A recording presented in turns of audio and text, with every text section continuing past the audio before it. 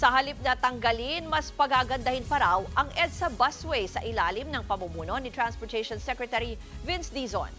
Ayon kay Dizon, gagawin pang mas maayos ang pagpapatakbo ng EDSA busway. Kahapon, sinubukan niya ang pagsakay sa bus para personal raw na ma-experience ang nararanasan ng mga commuter. Sa kanya raw obserbasyon, pwedeng magkaroon ng immediate intervention na makatutulong sa mga pasahero, gaya na lang ng pagsasaayos sa bawat stasyon.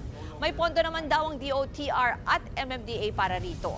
Dapat din daw iklian ang oras ng paghinto ng bus sa bawat stasyon at makapaglagay ng dispatching mula sa PITX.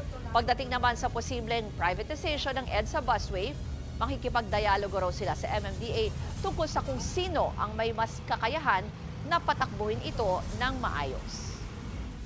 Wala pong tututol kahit sino sa atin sa modernization. Wala po yan. No? Kailangan natin yan.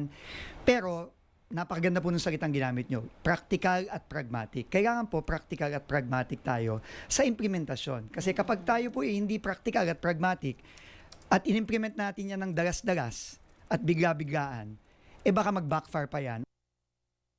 Mga kapatid, ako po si Ruth Cabal.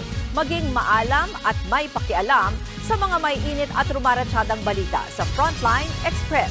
Para maging updated sa balitaan, mag-subscribe lang sa social media pages ng News 5.